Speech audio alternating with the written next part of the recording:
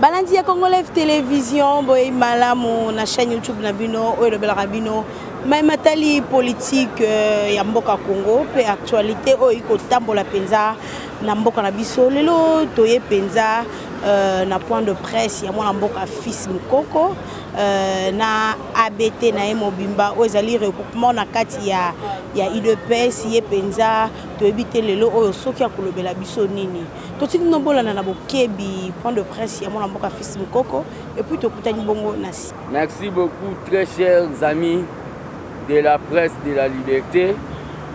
Ndé na message ko benga bino tolingai to sala communication lelo natina ya kopesa réponse na oyo eza ba question de l'air to constater ba drapeau ya sénateur à vie et tumbami photo pe drapeau ya chef de l'État Fati Batumbi. C'est pour cela que les autopées sa message. Un message en haut, naebi ke boaba professionnel. Et un message au babengi ya paix et la cohésion nationale par rapport à cette situation. La réconciliation nationale, c'est le programme politique du chef de l'État Félix Antoine Tshilombo Tshisekedi. Dans réconciliation nationale,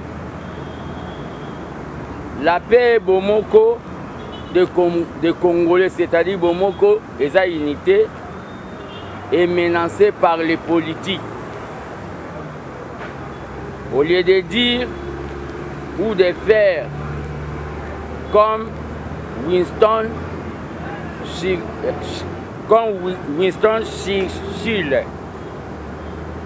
je cite Yaloba Iboye, un politicien devient un homme d'État quand il commence à penser pour les générations prochaines plutôt que de penser pour ses propres intérêts. De constater, les politiciens, moi, majorité des politiciens, il y a Afrique, ça les larao babengi d'intérêt dans personnel. Ce qui a l'intérêt personnel, ça les intérêt au babengi tribunal. Ce qui n'est pas le cas pour notre président Fati. On a discours naé, il y a Liboso, Alobaka, Aza président ya Baluba, te Baluba, Eza etini naé. Aza président ya ba Congolais. On dit aussi qu'une armée, quand ceux qui armée a divisé, l'armée wana et ko gagner guerre. Mais na Congo, tous na ba guerre et belé. Tous na guerre en Zara, tous na guerre à eau potable, tous na guerre électricité, tous na ba guerre et belé. Oyo tous na ngo. Donc na moni Congo et zané tio babengi une armée. Quand une armée est divisée, ne peut jamais gagner une guerre. Si on est divisé, tokokokaka jamais kokomisa Congo États-Unis ndenge batu nyonso ba politiciens ba oloba. C'est pour cela le président a dit que cheval de bataille naé politique et la réconciliation nationale. Biso IDPS politique au batikela biso ezala ya convaincre, non ya convaincre, c'est-à-dire kondimisa mutu état de droit, non kobeta ye po andima état de droit.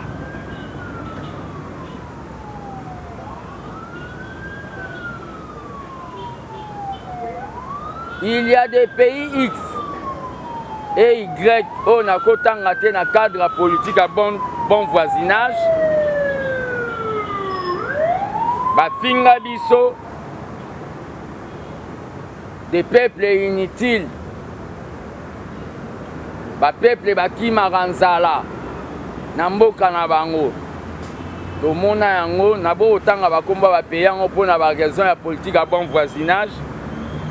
Donc Congolais a perdu qui moi au babengi bomoto na ye. Mais politique il y a division. Et ko sala biso babengi ko pesa biso ba pas en arrière. Donc tozongi lisu sima pour te perdre dignité tokomi kozwa na diplomatie au président de la République. Azo sala na niveau ya ba concert des nations abete bobete maboko s'il vous plaît.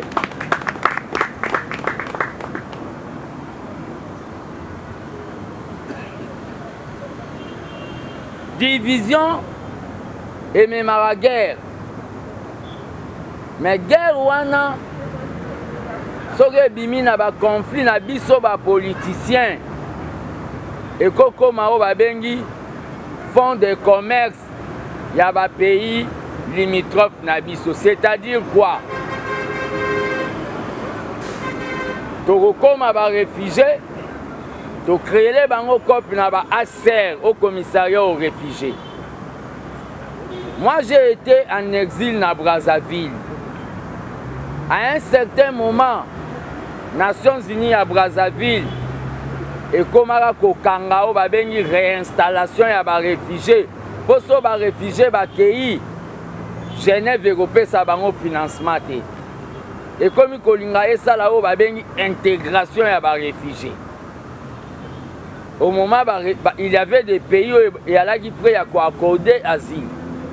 Donc ba conflit na biso et ko pousser biso pe topé ça ba pays sous cop na niveau ya Nations Unies.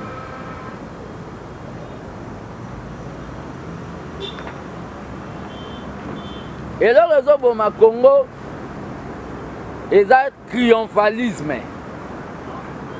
qui bongayo na lingala. Donc qui bongayo mututu qui bongayo Congo est à cacheté. Congo est à FCCT. Message on a adressé spécialement dans la province, surtout dans l'Oualaba, na Katanga place makambo komi Tumba. Congo est à FCCT. Congo est à cacheté.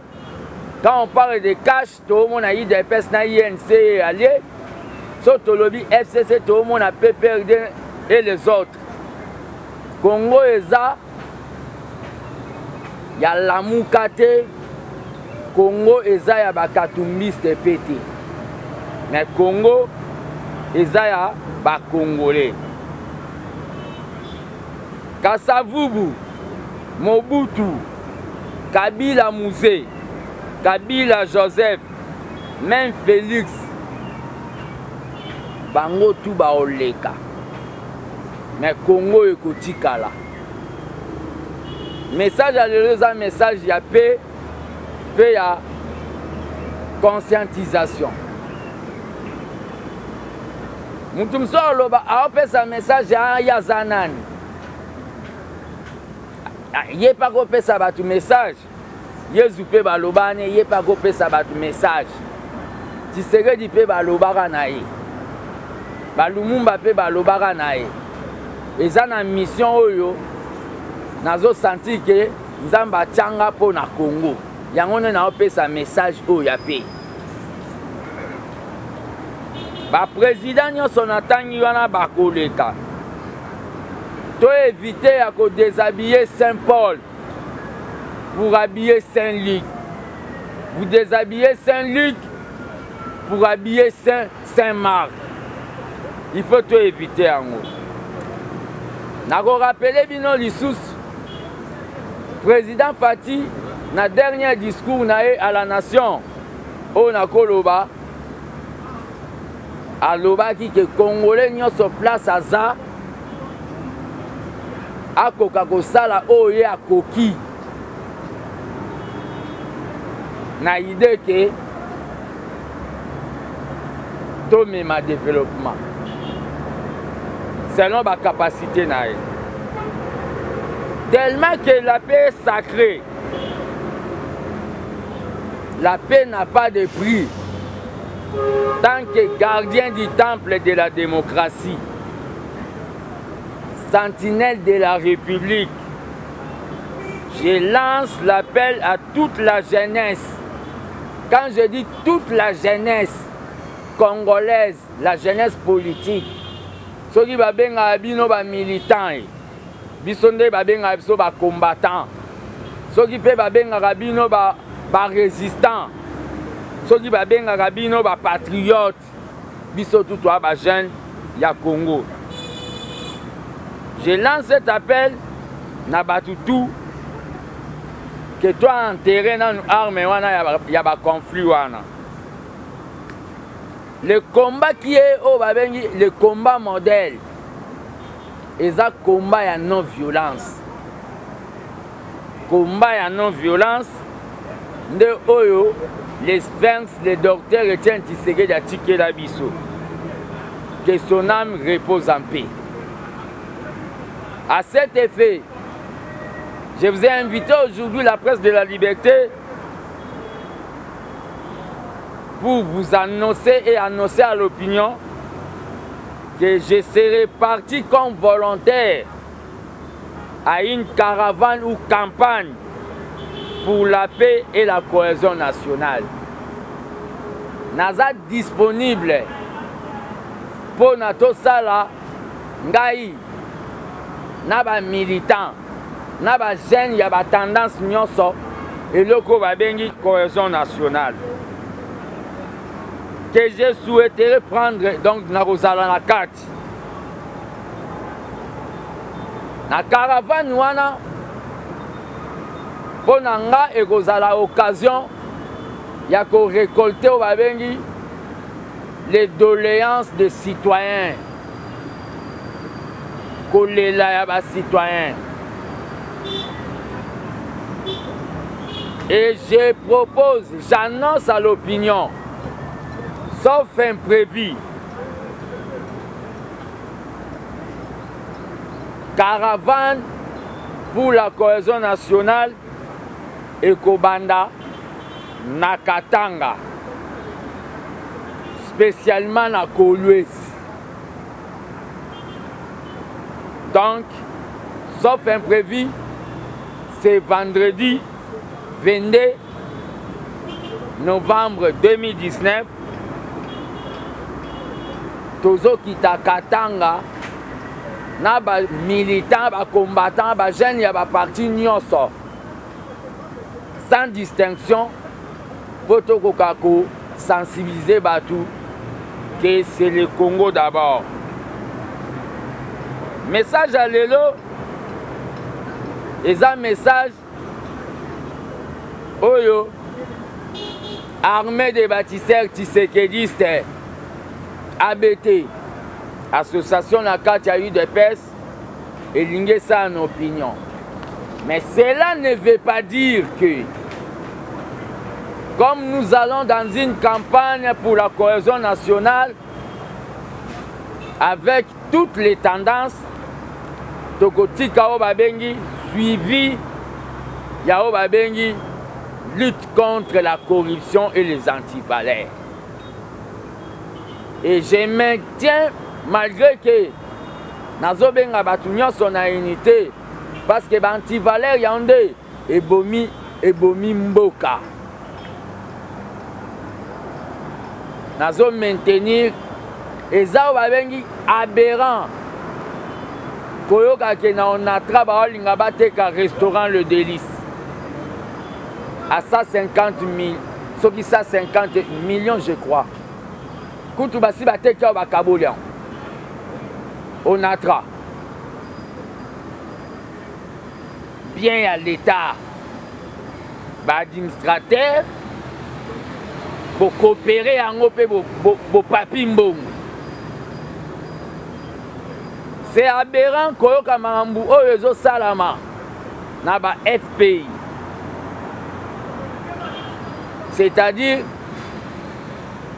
bajeune ya FCC biso bajeune ya Cash bajeune ya ensemble mpe ya Lamuka eza na mutu moko alingaka ke Congo oyo ekufa. Message ya unité on a lancé les apôtres pour faire voir Batouké à l'IDPS tozalaka ba bengi extrémiste était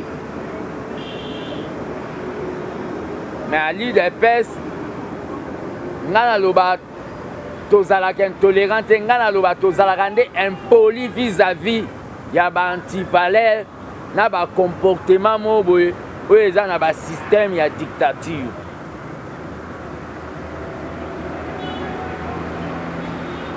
Merci. Nazozela ba question na bino. Nalandaka mutu te nasi nayebisa bino nga makambo nalobaka eutaka na nsele na mozola Tshisekedi. Nga lere nalobaka ke mariage ya FCC Cash eza normal te mutu moko te na Congo alobelaka yango. Lelo nga naye koloba nalobi makambo ya coalition te nalobi makambo ya cohésion nationale, c'est-à-dire liboke ya Congo. Donc nga naye koloba kutu kote na biso courant katanaki donc natikala ye kotala ye te mpona koka kokopie makambo na ye. Donc c'est ça. To sensibiliser batu na message au to sali. To bani na stratégie ya sensibilisation na batu na o ba bengi esprit de paix. To koma na terrain to sa l'état de lieu ya ba arrestation pe to koyeba ndenge nini ya ko solola na ba o ba bengi pouvoir judiciaire pona koyeba ko traiter kawana cas par cas. On ne peut pas traiter Kaya Batou de manière globale. Et ça, nous sommes Bambaki, Libanga na bis. Mais nous sommes Kataki affiche. Par contre, soit bangoté na même infraction peut-être. Donc dès que tu commences sur le terrain, dès que tu vois comment on va statuer sur ma famille. Avec des amis et nous continuons à tendre la main à d'autres tendances pour l'intérêt de la nation. Il y a des pourparlers déjà. Donc qui vivra verra. Échoué. Parti naé mais intérêt suprême, c'est un intérêt à peuple congolais. Si on te pays net na niveau Katanga ana, Katanga où est un poumon économique. Bon mon intérêt nous allons comme plus. Nous allons go bakisa ma degré. Bon, le problème qu'il y a dans mon allocution, c'est que dans le lobby que l'appel est lancé aux volontaires.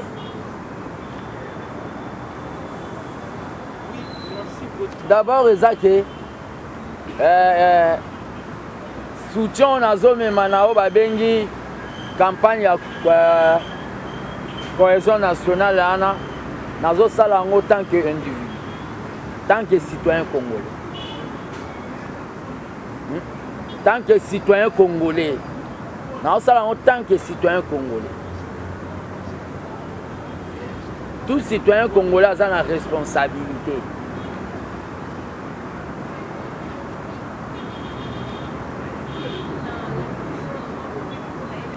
Mais ils sont différents. Vous comprenez, Ça, c'est la coalition FCC cash.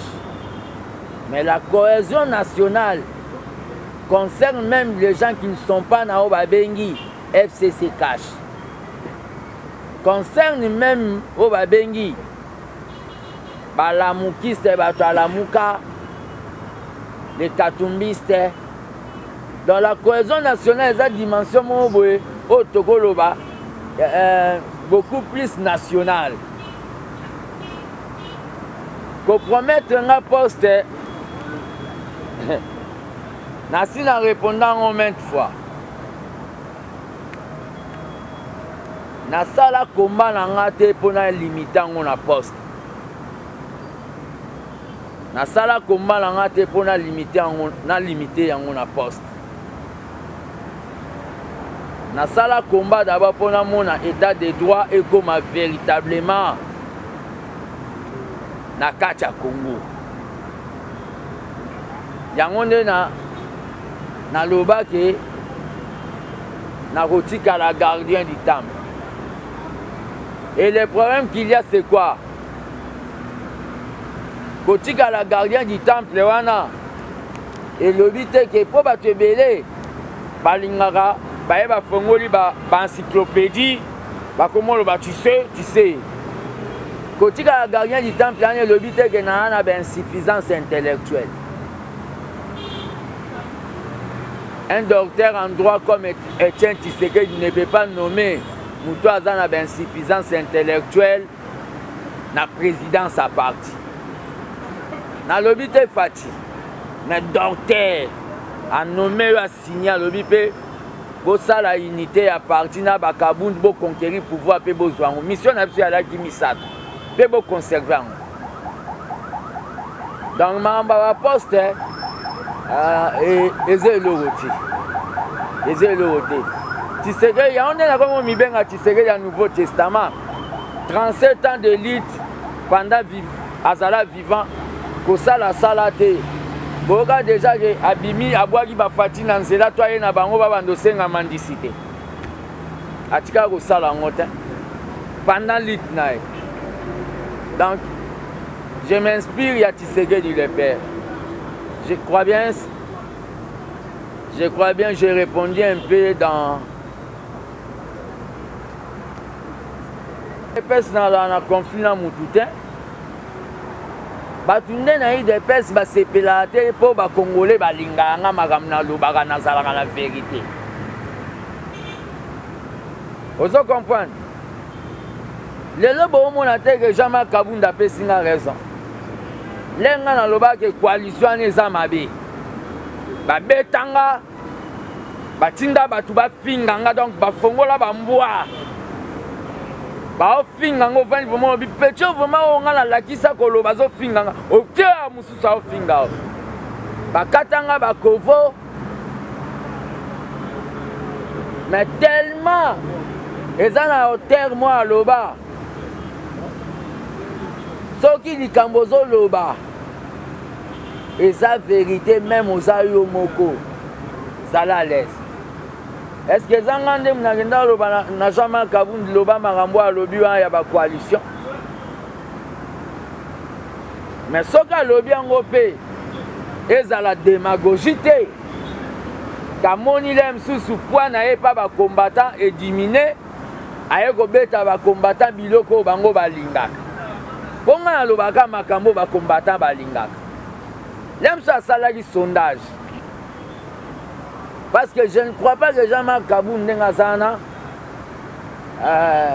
il va continuer à lire wana pe ko maintenir yango ndenga na maintenant yango. Je ne crois pas. Alors ça a constance politique te. Biwa bete zaliawa so na convoquer bango lelo eza poto statuer ngamo on a ko décider te na kombo ya batutu. Donc to kota réunion ce qui majorité ya batu ba moni que to ko réunir logistique c'est-à-dire ko louer ba bis ba banderole to ko za na aéroport.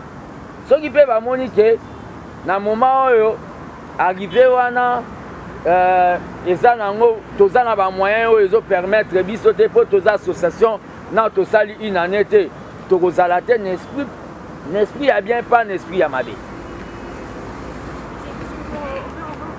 Vous voulez jouer avec le peuple congolais. Quelqu'un a permis Nanda Kuna sali déclaration pour commission en actualité. Moi je suis gardien du temple, je ne peux pas répondre naba eloko mo mutu alobi po bachaeka. Non, vous savez la mouka l'herba au bango. Tu sais, en politique, quand moi je dis je ne vais pas travailler, oui, bah souffrance on n'a pas ça. Des fois, on a que pourquoi on a soit la décision. Mais on a habité dans l'Endaga pour confirmer que tu sais que dit constance politique. La mouka que vous parlez là avait un président élu. Mais la Mouka vient de faire une déclaration que ceux qui toquent dans le dialogue ne vont pas reconnaître Fati. Au moins, tu vas comment ça va un peuple congolais. Je crois bien, j'ai répondu pas pour les retardataires. J'ai répondu dans la majorité à ma question. Hier, Bozoye bisana peuple congolais que yo gagné l'élection. Biso Tshisekedi lera avant de pas na ba tout a pondu kuna ba olamba ndakala. Alobi que yé président Congo. Ati na Bible. Osomona biso toyaka olobate tikango na. Akenda nango tina tombo. Mais yo lobi ka sikoyo inane na to sisité. Aujourd'hui, tu es en négociation, sur vos personnes au conseil, sont chargés de... Non, je ne réponds plus aux questions. Sur vos personnes au conseil, sont chargés de suivi de Nini, de ne reconnaître Bino. Est-ce que c'est sérieux vraiment? C'est des aventures politiques. Un politicien doit avoir la constance politique. Je dis, je vous remercie. Balandia Congolais Télévision, beaucoup on appelle un bokebi, ou azaki bon gardien du temple. Fils Mukoko na mainyoso wa utikolo bapena na nzela ya point de presse na ya mokolo lelo bolandi pena bokebi Fils Mukoko après ba désordre oyo ko salema entre FCC Cash mo ba conflit oyo ko tipenza na kati ya coalition wana soki tozomi mwa sima mo mboka Fils Mukoko yenda bandaka penza ko dénoncer sur coalition FCC Cash nda bandaka koloba ete coalition na et pour aboutir les locaux mon côté les alliés coalition mon côté satanique les lobos comme ce qui FCC lobby boy cash kuna est répliqué coalition on a penza et sous malamoté kasi bon l'amboka Fils Mukoko à travers point de presse dans les lots à kobenga jeunesse ya cash jeunesse ya la Mouka topé ya FCC na o ba bengi bongo cohésion nationale et sengeli était unité topé kimia et régner na kati ya ba parti wana pote kimia ezana kati ya mboka Congo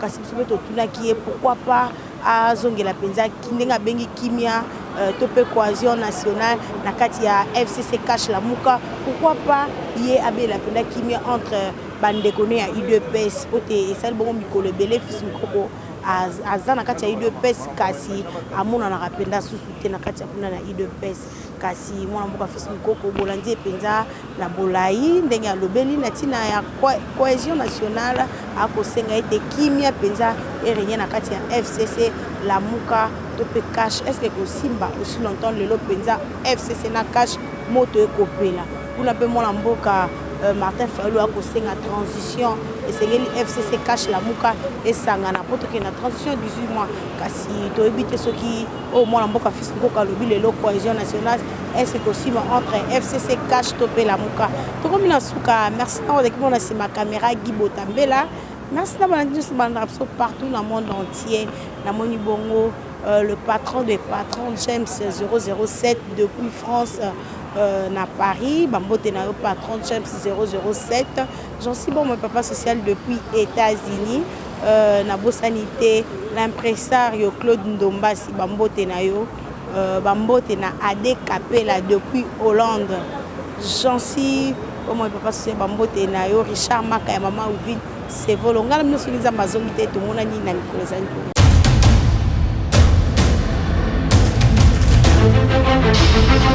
Audio Jungle.